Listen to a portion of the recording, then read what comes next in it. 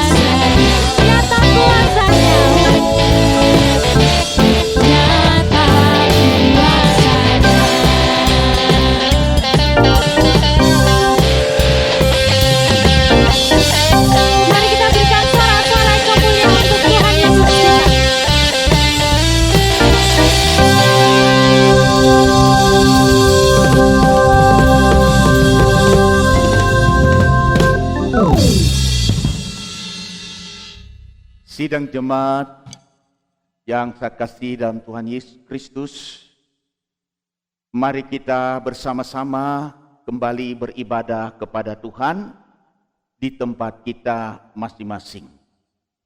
Karena itu, kembali saya mengundang jemaat untuk berdiri sambil kita menghormati kehadiran Tuhan di tempat kita masing-masing.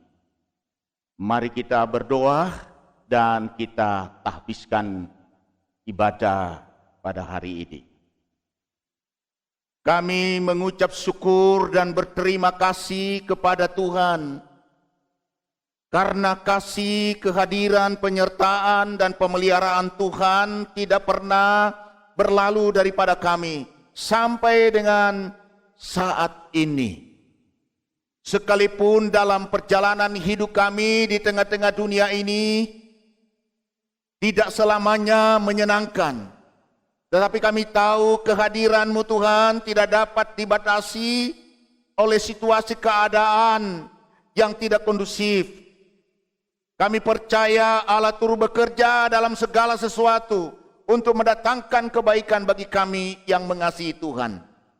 Dan saat ini saatnya kami ya Tuhan bersama-sama beribadah lagi kepada Tuhan di tempat kami masing-masing ya Tuhan. Dan hamba percaya kehadiran-Mu Tuhan hari ini akan memberkati setiap jemaat-Mu ya Tuhan. Karena itu Bapak Ibu yang dikasihi Tuhan, terimalah berkat dari Tuhan.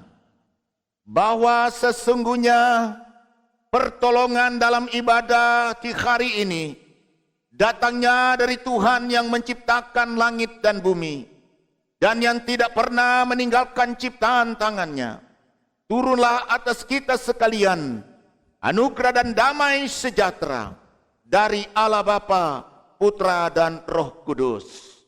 Mari bersama-sama kita mengucapkan pengakuan iman rasuli.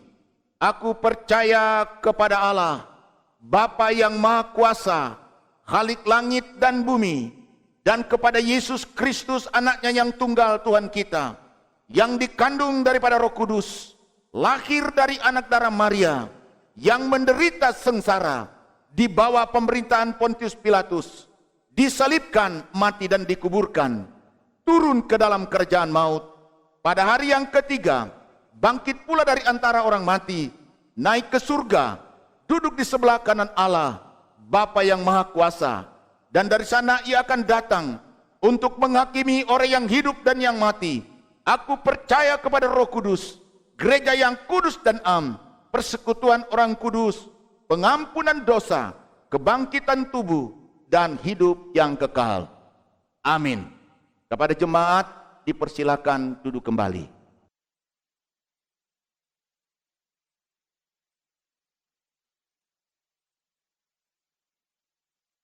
Kini tiba saatnya kita akan mendengarkan kebenaran firman Tuhan. Mari kita siapkan hati kita. Allah Roh Kudus penuhi kami.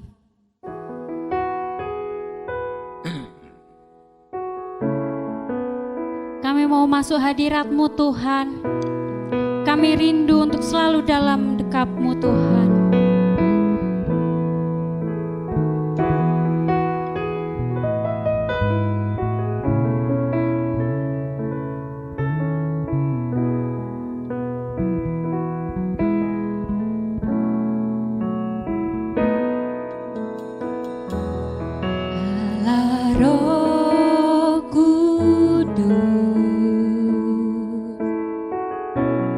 Penuhi kami.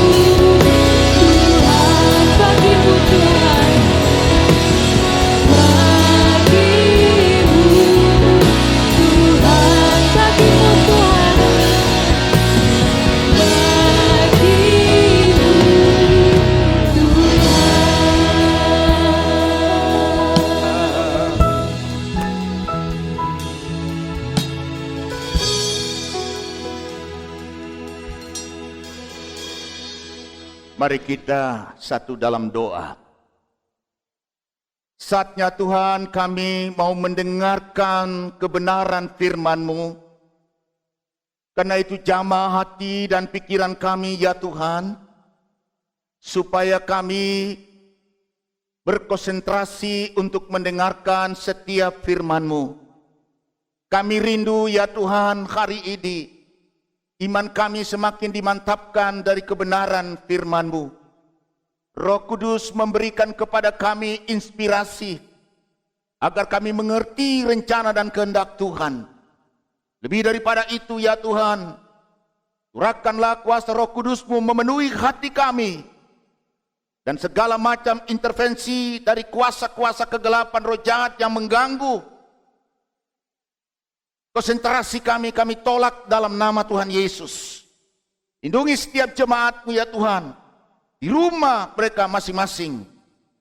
Dan kami mau mendengarkan firman-Mu pada hari ini. Berfirmanlah Tuhan, kami siap mendengarkan firman-Mu. Dalam nama Tuhan Yesus Kristus kami berdoa. Amin.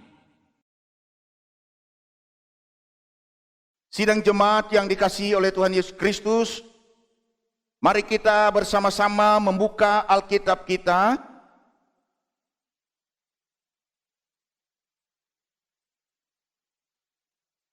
Yohanes pasal 16.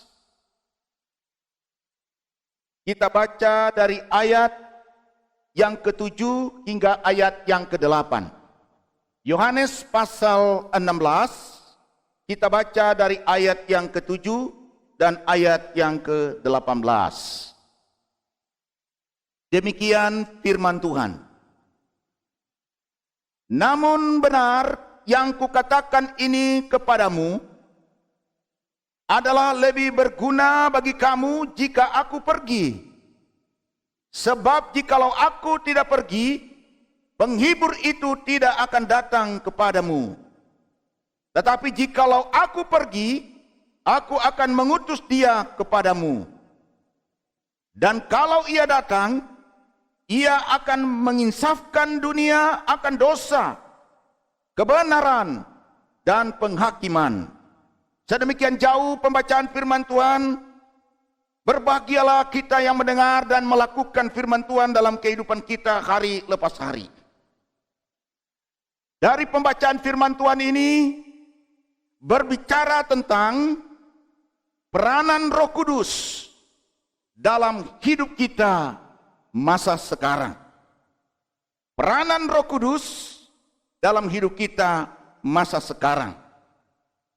Bapak Ibu sidang jemaat yang dikasihi Tuhan, sekarang ini kita sedang merayakan Hari Raya Pentakosta atau Hari Raya Pencurahan Roh Kudus. Apa artinya Hari Pentakosta, Bapak Ibu yang dikasihi Tuhan? Pentakosta artinya hari yang ke-50. Memang di dalam perjanjian lama tidak disebutkan hari Pentakosta. Tetapi sebenarnya dalam perjanjian lama sudah disebutkan hari Pentakosta.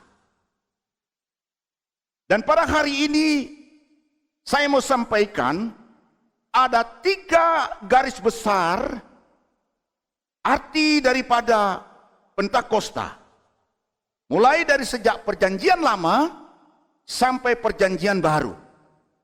Ada 3 hal yang besar arti Pentakosta. Yang pertama, Bapak Ibu yang dikasihi Tuhan, dalam perjanjian lama, hari Pentakosta dalam perjanjian lama adalah hari turunnya hukum Taurat, atau hari penerimaan hukum Taurat dari Tuhan kepada umat Israel. Mari kita bandingkan di dalam Keluaran pasal 19 ayat 1 dan 3.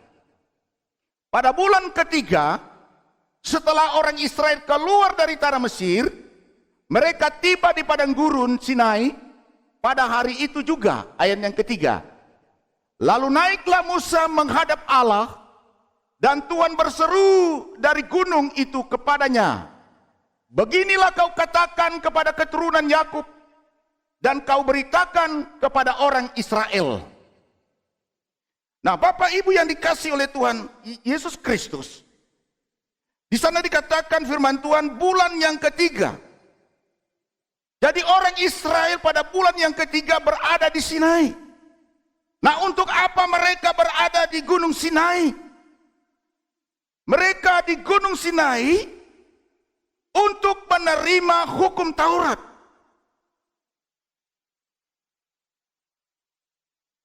Nah, hari Pentakosta dalam perjanjian lama adalah hari turunnya hukum Taurat kepada umat Israel setelah mereka keluar dari Mesir. Itu pertama arti hukum Taurat dalam perjanjian lama. Keluarnya umat Israel dari Mesir. Yang kedua, Pentakosta itu artinya hari raya penuaian. Mari kita baca di dalam Keluaran 34 ayat 22. Hari raya 7 minggu. Nah, ini hari raya Pentakosta artinya hari raya 7 minggu. yakni hari raya buah bungaran dari penuaian gandum. Haruslah kau rayakan. Juga hari raya pengumpulan hasil pada pergantian tahun. Jadi Bapak Ibu yang dikasih oleh Tuhan, hari Pentakosta dalam perjanjian lama bagi umat Israel adalah bagaimana mereka panen. Dan dikatakan di sana 7 minggu. Nah ini menarik. Apa artinya 7 minggu? 7 minggu itu sama dengan 7 kali 7. Kalau dikalikan jumlahnya 49. Nah, hari Pentakosta adalah hari yang ke-50. Nah, pada hari yang ke-50 inilah Bapak Ibu yang dikasih Tuhan, umat Israel mengadakan perayaan besar. Karena mereka baru saja panen. Mengadakan perayaan besar itu sama dengan mereka mengadakan ucapan syukur kepada Tuhan. Itu yang kedua, arti Pentakosta. Nah, yang ketiga arti Pentakosta dalam perjanjian baru. Hari Pentakosta dalam perjanjian baru artinya turunnya Roh Kudus. Mari kita lihat latar belakangnya dalam Kisah Para Rasul pasal 2 ayat 1. Ketika tiba hari Pentakosta, semua orang percaya berkumpul di satu tempat. Hari Pentakosta dalam perjanjian baru, dalam Kisah Para Rasul, hari yang ke-50. Bapak Ibu sidang jemaat yang dikasihi oleh Tuhan Yesus Kristus, sebelum Yesus naik ke surga, setelah Yesus bangkit dari antara orang mati, selama 40 hari, Yesus menampakkan diri kepada murid-muridnya dan kepada semua orang banyak pada saat itu. Tapi pada saat Yesus naik ke surga, setelah 10 hari kemudian, baru Roh Kudus itu turun. 10 hari kemudian, baru Roh Kudus itu turun setelah Yesus naik ke surga. Dan selama 10 hari itu Bapak Ibu, para murid-murid berkumpul. Dikatakan oleh firman Tuhan. Mereka berkumpul untuk apa? Berkumpul untuk berdoa. Menantikan pencurahan Roh Kudus. Jadi mereka berkumpul sesuai dengan perintah daripada Tuhan Yesus. Karena firman Tuhan berkata di dalam Kisah Para Rasul 1 ayat 8, kamu akan menerima kuasa Roh Kudus kalau Roh Kudus turun atas kamu. Bapak Ibu jemaat yang saya kasihi dalam Tuhan Yesus Kristus, di mana mereka berkumpul? Di Yerusalem. Nah, ini menarik Bapak Ibu yang dikasih Tuhan. Pertanyaannya, kenapa Tuhan melarang mereka meninggalkan Yerusalem? Mereka harus menunggu, menantikan pencurahan Roh Kudus di Yerusalem. Latar belakangnya adalah karena pada saat itu, pada waktu Yesus mati, Yerusalem itu sudah dikuasai oleh orang-orang Yahudi. Dan murid-murid Yesus pada saat itu melarikan diri karena mereka takut kepada ahli-ahli Taurat. Mereka takut kepada pemimpin-pemimpin agama.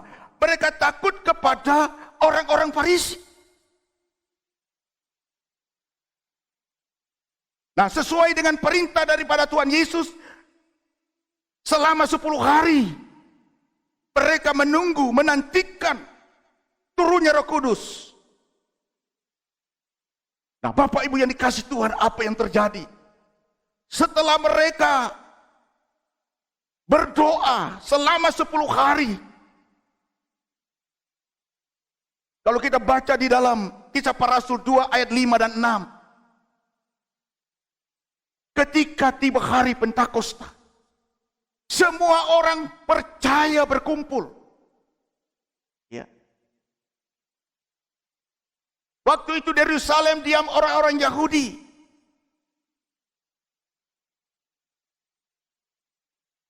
Waktu itu di Yerusalem diam orang-orang Yahudi yang saleh dari segala bangsa di bawah kolong langit. Kisah Para Rasul pasal 2 ayat 6. Ketika turun bunyi itu, berkerumunlah orang banyak. Mereka bingung karena mereka masing-masing mendengar rasul-rasul itu berkata-kata dalam bahasa mereka sendiri. Bapak Ibu yang dikasihi oleh Tuhan, pada saat Roh Kudus dicurahkan di dalam kehidupan para murid saat itu, apa yang terjadi? Ya. Dikatakan oleh firman Tuhan yang luar biasa, ayat 9 sampai ayat yang ke-11. Kita melihat Kisah Para Rasul pasal 2. Setelah murid-murid dipenuhi oleh Roh Kudus, mereka menerima pencurahan Roh Kudus. Mereka dikatakan di sana memakai bahasa-bahasa yang pada saat itu adalah bahasa orang Partia, bahasa orang Media. Nah, saya tidak bacakan semua sampai ayat yang ke-11. Itu ada 16 bahasa. Bayangkan Bapak Ibu, 16 bahasa yang mereka bisa pakai pada saat itu. Nah, karena itu orang-orang yang mempunyai 16 suku bangsa, mereka terheran-heran, mereka termangu-mangu Bapak Ibu yang dikasih Tuhan. Itu ayat 7 dan ayat 12 kita melihat. Ayat 7 dan 12. Mereka semua tercengang-cengang dan heran. Lalu berkata, bukankah mereka semua orang berkata-kata itu orang Galilea? 16 bahasa loh mereka kuasai. Bapak Ibu menguasai berapa bahasa? Paling hanya bahasa Jawa, bahasa Indonesia tuh. Tapi mereka menguasai 16 bahasa. Ya. Padahal mereka ini orang biasa. Dikatakan mereka orang Galilea. Artinya orang Galilea, orang desa yang tidak terkenal, yang tidak terpelajar, tapi mereka bisa menguasai 16 bahasa. Ini pekerjaan siapa? Ini pekerjaan Roh Kudus. Jadi saudaraku yang dikasihi oleh Tuhan, setiap orang yang dipenuhi oleh Roh Kudus, dia akan mengalami tanda-tanda ajaib dari Tuhan. Jadi orang yang dipenuhi Roh Kudus itu tidak melihat latar belakang. Walaupun kita orang biasa, walaupun kita orang yang tidak terkenal, tapi kalau kita mau membuka hati, dipenuhi oleh Roh Kudus, kita menjadi orang yang luar biasa di hadapan Tuhan. Ada amin Bapak Ibu yang dikasihi Tuhan? Pada hari Pentakosta itu Bapak Ibu, salah satu murid Yesus bernama Petrus,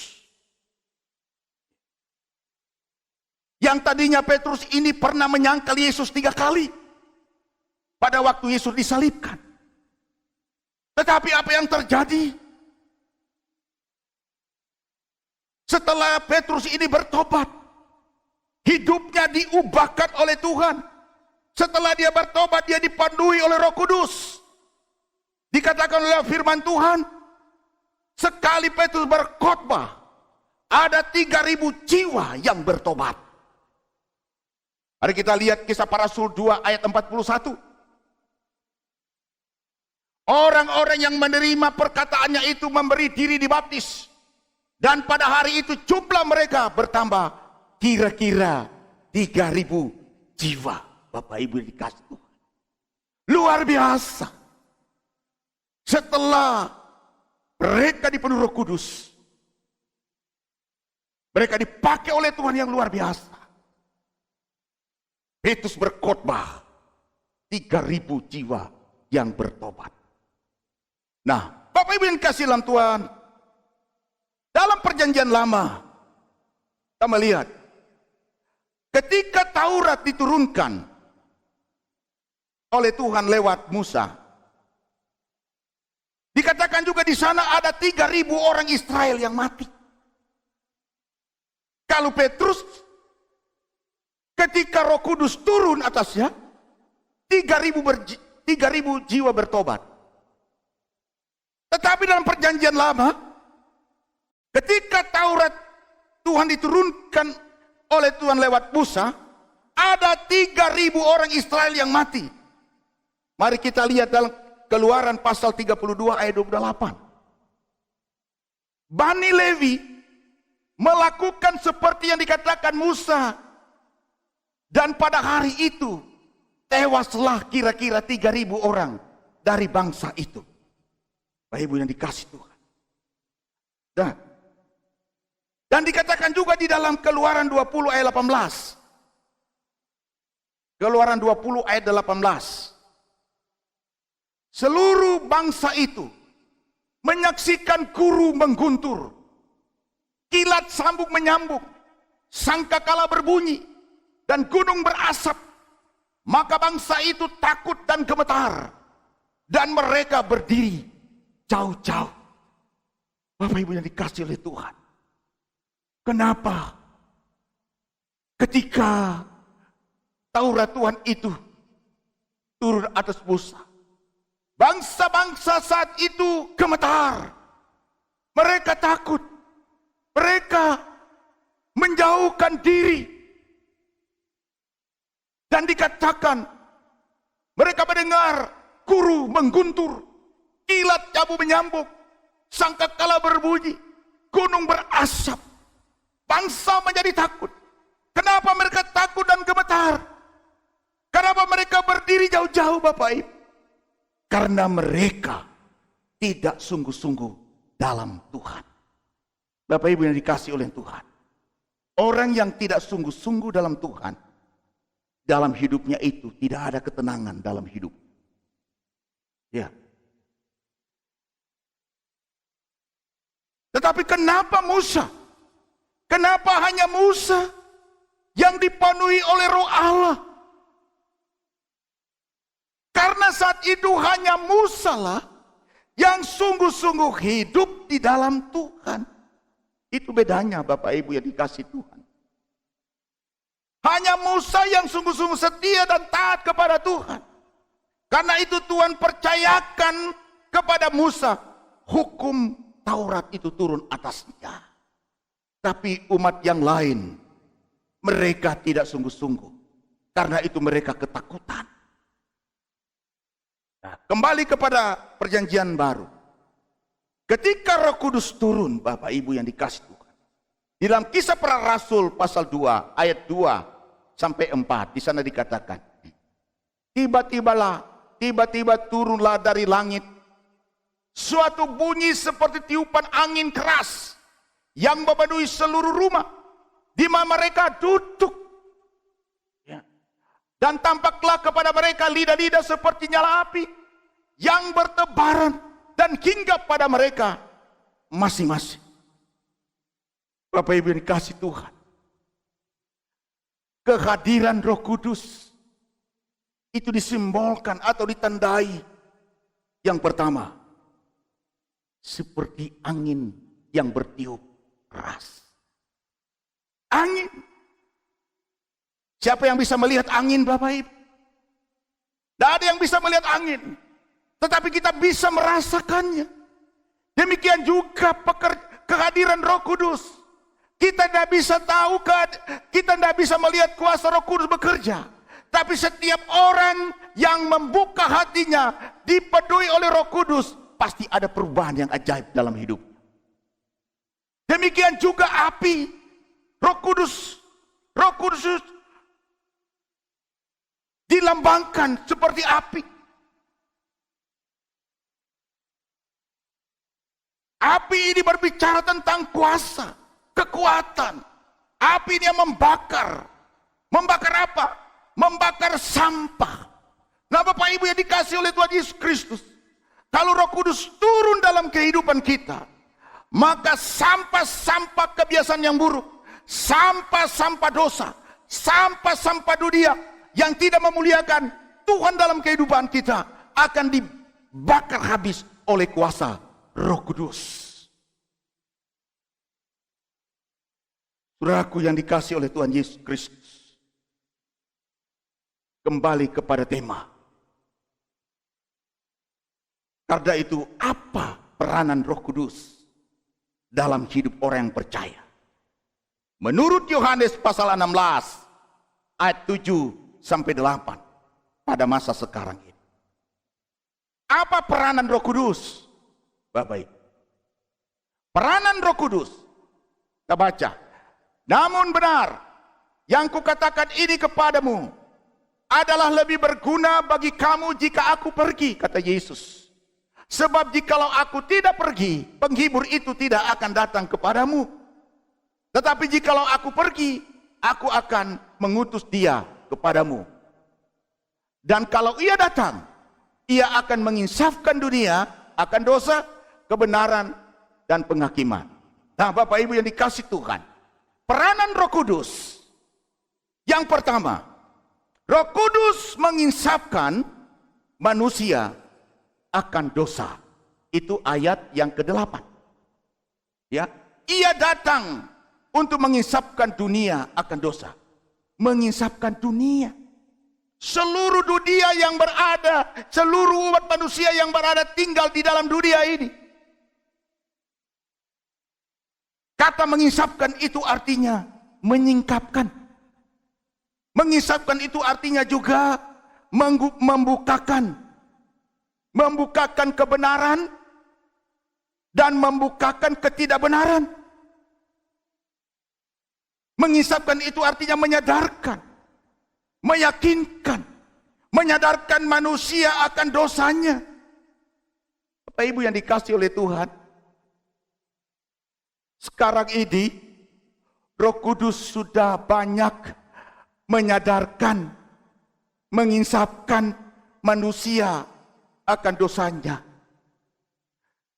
Menyadarkan, mengajarkan, menyatakan, meyakinkan bahwa hanya melalui Yesus Kristus kita diselamatkan dari dosa. Hanya melalui Yesus Kristus kita menerima pengampunan dari dosa. Tetapi apa kenyataannya? Apa buktinya, Bapak Ibu yang dikasih Tuhan? Sekalipun mereka sudah diingatkan oleh Roh Kudus, Tapi mereka tetap aja tidak mau percaya kepada Yesus. Walaupun Roh Kudus sudah mengajarkan, meyakinkan kepada mereka bahwa Yesus Kristus adalah juru selamat. Setiap orang yang percaya kepada Yesus pasti selamat. Tapi mereka pun juga tetap tidak mau percaya kepada Yesus. Tidak mau juga bertobat, menerima Yesus sebagai Tuhan dan Juru Selamat. Contohnya Bapak Ibu yang dikasih Tuhan. Setelah Yesus bangkit dari antara orang mati. Selama 40 hari Yesus itu menampakkan diri kepada para murid dan kepada orang banyak. Tetapi tetap aja manusia tidak mau percaya kepada Yesus. Kedegilan hati manusia. Sehingga pada waktu Roh Kudus turun, mereka tetap menghina atau mengejek karya Roh Kudus. Kisah Para Rasul pasal 2 ayat 13. Kita lihat. Kisah Para Rasul pasal 2 ayat yang ke-13. Tetapi orang lain menyindir. Menyindir justru. Pernah enggak Bapak Ibu disindir oleh orang? Wah, orang Kristen itu, ya, orang Kristen itu adalah Kristen, haleluya. Ya, ada orang menyindir, orang haleluya, itu sindiran Bapak Ibu. Mereka sedang mabuk, dikatakan mereka sedang mabuk oleh anggur manis. Ini sindiran. Padahal Roh Kudus sudah menyadarkan kepada mereka. Mereka sudah melihat mujizat, ya, melalui para murid. Tapi mereka tetap mengeraskan hati, tidak mau membuka hati. Bapak Ibu yang dikasih Tuhan, selama kita tidak membuka hati, walaupun kita sering diingatkan oleh Roh Kudus, tapi kalau kita tidak mau membuka hati, membuka hidup kita untuk Roh Kudus, tetap kita tidak akan bisa diselamatkan oleh Tuhan Yesus.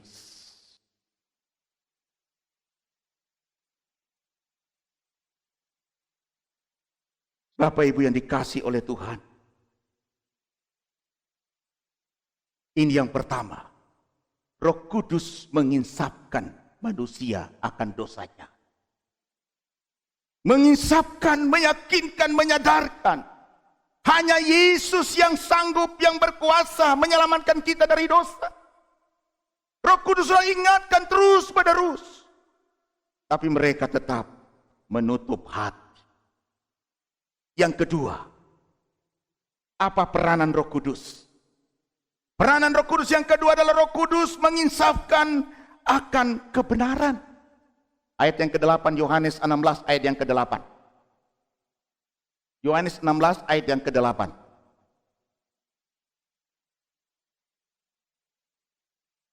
Dan kalau ia datang, itu Roh Kudus, ia akan menginsafkan, menyadarkan, meyakinkan, mengajarkan akan dunia, akan dosa, kebenaran dan penghakiman. Kebenaran. Jadi Roh Kudus itu datang menginsafkan atau menyadarkan tentang kebenaran. Kita lihat ayat yang ke-10 lagi. Ayat 10. Ayat yang ke-10. Menginsafkan kebenaran. Karena aku pergi kepada Bapa dan kamu tidak melihat aku lagi.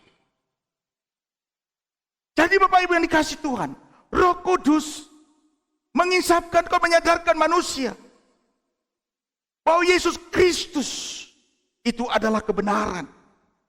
Yohanes 14 ayat 6 berkata, akulah jalan dan kebenaran dan hidup. Tidak ada seorang pun sampai kepada Bapa atau kepada surga, masuk ke surga kalau tidak melalui aku. Jadi Yesus Kristus itu adalah firman, firman Allah. Dan firman Allah itu adalah kebenaran. Yohanes 17 ayat 17 kita lihat. Yohanes 17 ayat yang ke-17. Kuduskanlah mereka dalam kebenaran. Firman-Mu itu adalah apa? Kebenaran. Jadi sekali lagi saya mau tekankan di sini Bapak Ibu dikasih Tuhan. Yesus adalah firman Allah. Dan firman Allah itu adalah kebenaran. Jadi Roh Kudus menginsafkan kepada seluruh umat manusia bahwa Yesus itu adalah firman. Firman yang hidup. Karena itu setiap orang yang menerima Kristus berarti dia berada di dalam kebenaran firman Tuhan. hidupnya pasti sesuai dengan standar kebenaran firman Tuhan. Haleluya. Tetapi apa kenyataannya Bapak Ibu? Roh Kudus sudah menginsapkan manusia bahwa Yesus Kristus adalah kebenaran. Tetap mereka menolak Yesus. Manusia lebih memilih kegelapan. Manusia lebih memilih iblis. Memilih jalan penyesatan. Daripada memilih Yesus Kristus. Inilah peranan Roh Kudus Bapak Ibu yang kedua. Untuk menginsafkan kebenaran kepada umat manusia. Yang ketiga, peranan Roh Kudus yang ketiga. Roh Kudus menginsafkan manusia akan penghakiman Allah. Ya, mari kita lihat ayat yang ke-8 dan ayat yang ke-11. Dan kalau ia datang, ia akan mengisapkan dunia akan dosa. Itu yang pertama tadi, kebenaran. Yang kedua, dan terakhir apa? Penghakiman. Ayat 11, akan penghakiman. Karena penguasa dunia ini telah dihukum. Ayat yang 11 ini menarik saudara. Bapak Ibu yang dikasihi oleh Tuhan. Pada waktu Yesus bangkit dari antara orang mati. Selama 40 hari Yesus ada di dunia. Saya mau tanya kepada Bapak Ibu. Setelah Yesus bangkit dari antara mati. Dan 40 hari dia selama ada di dunia ini. Saya mau tanya. Apakah ada tantangan atau ejekan yang dihadapi oleh Tuhan Yesus? Ada enggak? Setelah Yesus bangkit dari antara orang mati, ada enggak manusia mengejek Tuhan Yesus? Ada enggak iblis mengejek Tuhan Yesus? Tidak ada. Pada waktu Yesus sebelum disalib, pada waktu disalib, banyak orang yang mengejek, banyak orang yang menghina, banyak orang yang mengolok-olok. Tapi setelah Yesus bangkit dari antara orang mati, tidak ada yang mengejek. Tidak ada yang mengolok-olok. Kenapa, Bapak? Kenapa tidak ada yang mengejek pada waktu Yesus bangkit dari antara orang mati? Karena kuasa setan itu, Bapak Ibu, sudah dikalahkan di atas kayu salib. Perhatikan baik-baik ini, Bapak Ibu. Kuasa setan itu sudah dikalahkan oleh Yesus pada waktu Yesus di atas kayu salib. Itulah kekalahan setan. Yesus sudah hancurkan pekerjaan iblis di atas kayu salib. Dan di atas kayu salib itulah ada karya pemulihan di sana. Di atas kayu salib itu ada karya kesembuhan. Di atas kayu salib itu ada karya pengharapan kita itu ada di sana. Semua penderitaan, semua kutuk dosa, semua kutuk iblis, semua kekalahan yang ditimpakan kepada manusia sudah ditanggung oleh Yesus Kristus di atas kayu salib. Karena itu Bapak Ibu, pada waktu Yesus bangkit dari antara orang mati, tidak ada yang mengejeknya lagi. Karena musuh-musuh sudah ditaklukkan, dipakukan di atas kayu salib. Itu ayat yang ke-11 tadinya. Ya, akan penghakiman. Karena penguasa dunia ini telah apa? Telah dihukum. Sudah kalah. Jadi Bapak Ibu yang dikasihi oleh Tuhan, kalau hidup saya dan Bapak Ibu dipenuhi oleh Roh Kudus, maka hidup kita ini akan disertai oleh Roh Kudus dengan tanda-tanda ajaib yang luar biasa. Amin Bapak Ibu. Sekali lagi saya mau katakan, kalau hidup kita ini dipenuhi oleh Roh Kudus, dipimpin oleh Roh Kudus, hidup kita ini akan dipakai oleh Tuhan. Ketika kita mendoakan orang yang sakit, orang sakit itu disembuhkan. Ketika kita datang melayani orang yang lemah dikuatkan. Orang yang bimbang diberi kepercayaan. Orang yang putus asa diberi pengharapan yang baru. Inilah kuasa Roh Kudus. Kalau kuasa Roh Kudus memenuhi kehidupan saya dan Bapak Ibu yang dikasihi Tuhan, kita akan diberi kuasa untuk bisa melepaskan pengampunan kepada orang yang bersalah kepada kita. Kita mau berkorban, kita rela berkorban, kita mengasihi, kita melayani dengan sungguh-sungguh. Ada kuasa Roh Kudus yang menyertai kita. Hal-hal yang mustahil bagi kita, bagi Tuhan tidak ada perkara yang mustahil, Bapak Ibu yang dikasihi Tuhan. Karena itu pertanyaannya, kesimpulan daripada firman Tuhan yang disampaikan hari, siapa di antara Bapak Ibu yang mau dipenuhi oleh Roh Kudus? Ada amin. Saudaraku yang dikasihi Tuhan, kalau Bapak Ibu mau dipenuhi oleh Roh Kudus hari ini, bagi Bapak Ibu yang malas beribadah, bagi Bapak Ibu yang malas berdoa, bagi Bapak Ibu yang masih malas melayani, yang masih sulit melakukan perintah Tuhan, melepaskan pengampunan, masih ada kebencian, dendam, maukah Bapak Ibu menerima kuasa Roh Kudus, supaya kuasa Roh Kudus membakar setiap sampah-sampah kebiasaan yang buruk dalam hidup kita, sampah keinginan daging, sampah hawa nafsu, sampah-sampah kemunafikan. Maukah Bapak Ibu dibakar oleh kuasa Roh Kudus, sehingga hidup kita dipakai oleh Tuhan, menjadi alat di tangannya untuk menyatakan kuasa dan kemuliaan. Tuhan tidak melihat latar belakang Bapak Ibu. Apakah Bapak Ibu orang yang terpelajar? Apakah Bapak Ibu orang biasa? Orang miskin? Orang kaya? Orang yang berpendidikan? Atau orang yang tidak bisa membaca? Kalau engkau membuka hati, mau dipenuhi Roh Kudus, Tuhan akan memakai Bapak Ibu, saudara, yang dikasih oleh Tuhan. Karena itu, setiap Bapak Ibu yang mau dipenuhi Roh Kudus hari ini, ya, letakkan tangannya di atas dada. Saya akan mau berdoa untuk Bapak Ibu yang mau diubahkan oleh Tuhan. Mari kita satu dalam doa. Bapa, di dalam nama Tuhan Yesus, hamba sudah selesai menyampaikan kebenaran firman Tuhan dengan bahasa yang sederhana, bahasa yang terbatas. Tapi kuasa Roh-Mu yang kudus, ya Tuhan, yang mengurapi hamba, yang memimpin dan memberikan hikmat dan inspirasi.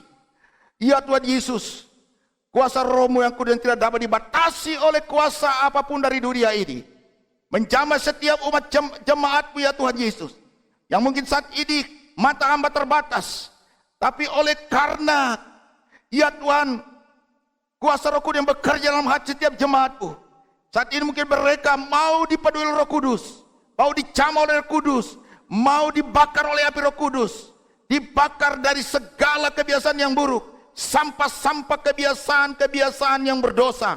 Tuhan jamah, Tuhan pulihkan. Ya Tuhan, dalam nama Yesus, lepaskanlah mereka ya Tuhan Yesus. Terima kasih banyak Bapa di surga. Bapa, saat ini bersama berdoa kepada jemaat yang saat ini mungkin ada yang sakit. Letakkan tangan Bapak Ibu di bagian yang sakit. Saya akan doakan Bapak Ibu.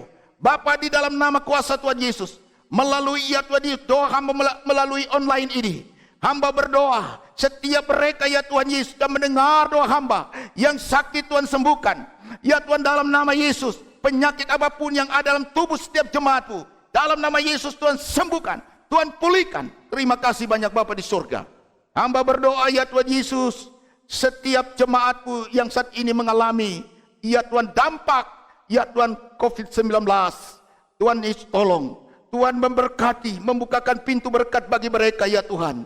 Hamba percaya kehadiran Roh Kudus tidak akan membiarkan setiap umat-Mu ya Tuhan, mereka akan mengalami kekurangan, mereka tidak akan mengalami kemiskinan, mereka tidak akan mengalami ya Tuhan kelaparan.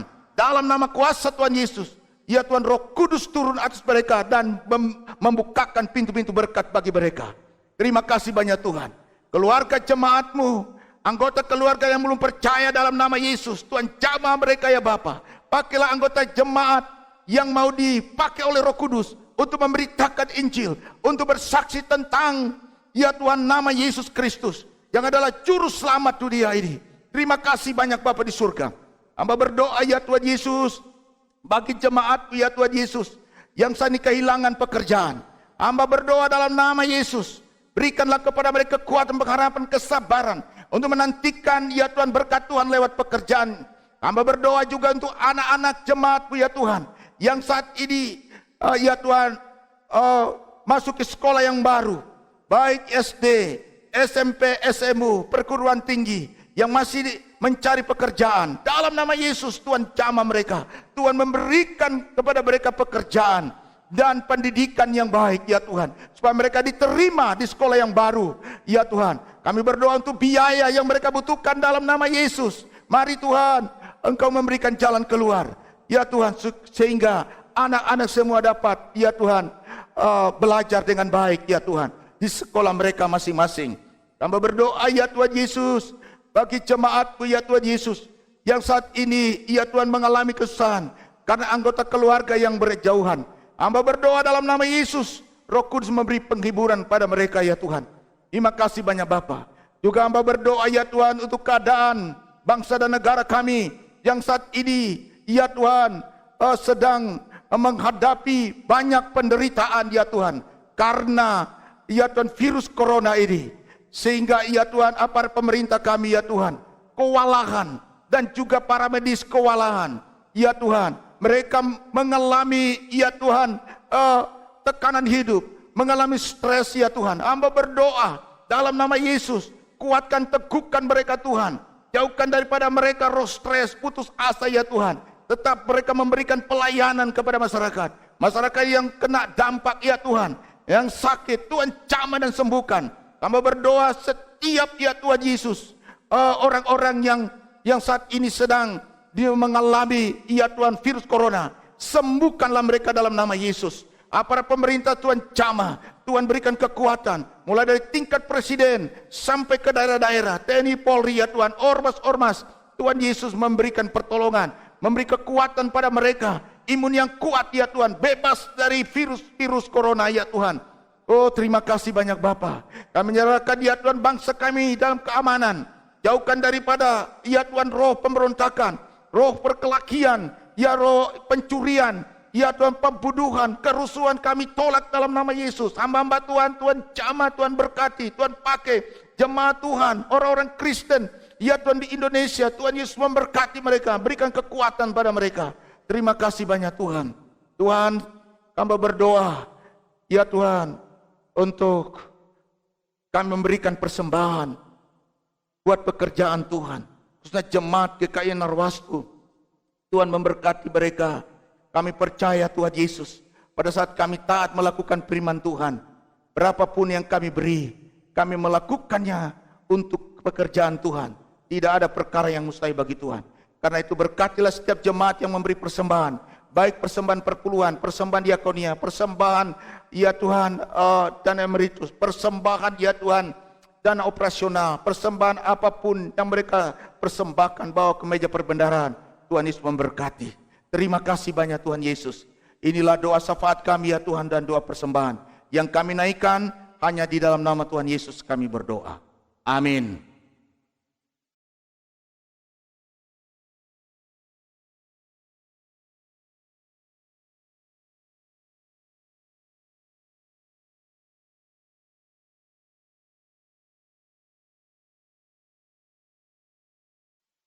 Terima kasih untuk firman yang telah disampaikan. Kiranya firman yang kita dengarkan dapat memberkati kita sekalian. Amin. Mengingatkan untuk Bapak Ibu yang ingin memberikan persembahan dapat dimasukkan ke dalam amplop yang nantinya akan diambil oleh Bapak Ibu majelis ke rumah Bapak Ibu masing-masing. Kita akan mengakhiri ibadah kita hari ini. Sungguh besar setiamu Tuhan, nyata di sepanjang kehidupan kami.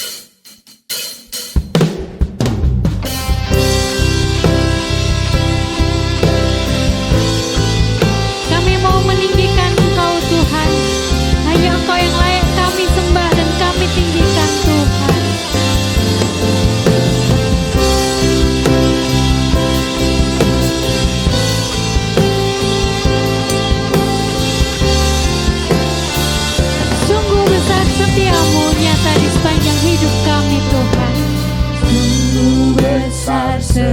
setiamu nyata di sepanjang hidupku. Darahmu telah layakkan kehidupanku. Tiada kata yang bisa melukiskan betapa indahnya Engkau Tuhan. Tiada kata yang bisa lukiskan indahnya Kau Tuhan. Bagimu segala pujian dan kemuliaan. Ku tinggikan Kau Tuhan. Ku tinggikan Engkau Tuhan, melebihi segalanya, lebih dalam ku menyembah.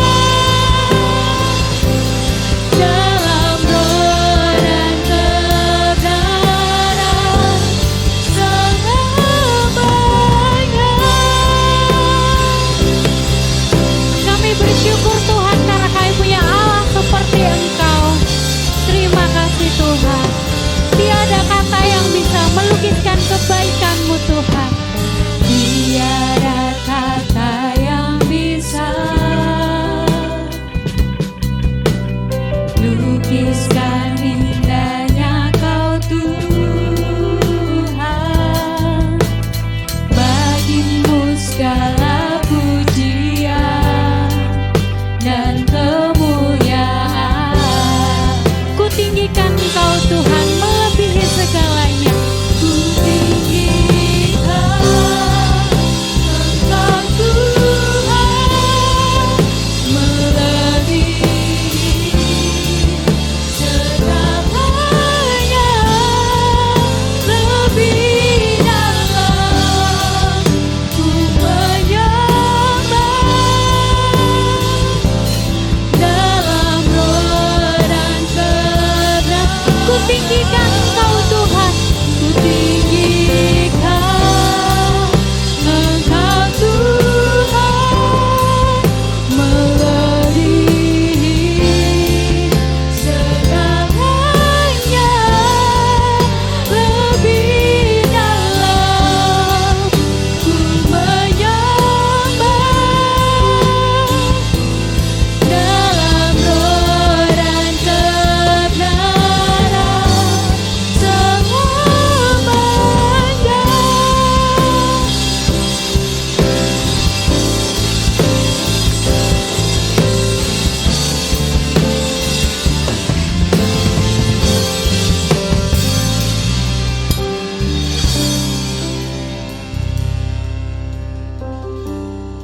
Sidang jemaat yang dikasihi oleh Tuhan Yesus Kristus, saatnya kita akan mengakhiri ibadah kita bersama-sama pada hari ini.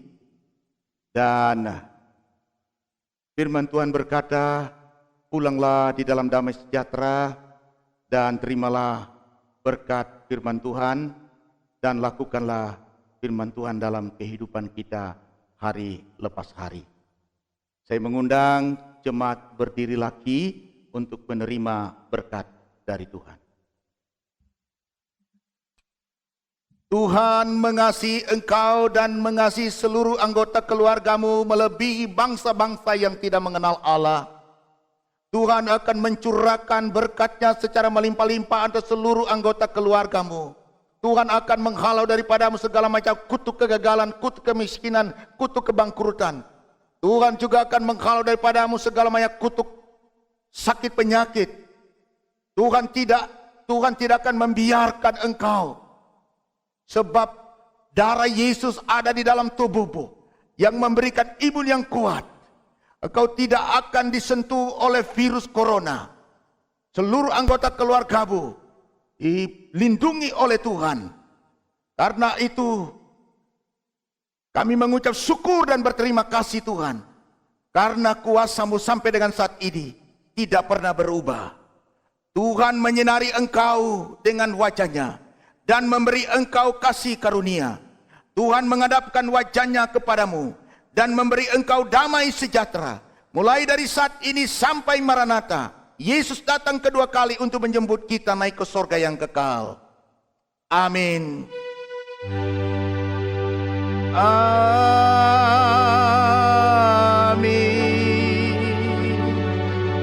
Amin.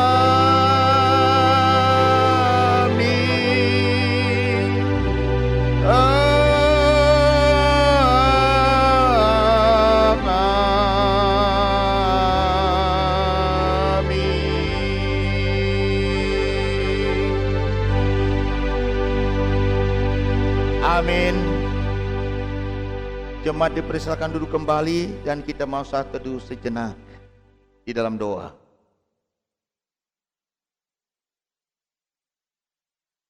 Bapak Ibu sidang jemaat yang dikasihi oleh Tuhan, selamat hari Minggu, Tuhan Yesus memberkati. Dan saya sebagai gembala sidang dan majelis Jemaat GKI Narwastu mengucapkan selamat merayakan Hari Raya Pentakosta. Kiranya Tuhan memberkati Bapak Ibu. Tetap semangat, biarlah kuasa Roh Kudus memenuhi Bapak Ibu, dan Roh Kudus memberi semangat untuk memberitakan Injil, memberi kuasa untuk hidup sungguh-sungguh dalam Tuhan. Tuhan Yesus memberkati. Shalom. Yesus selalu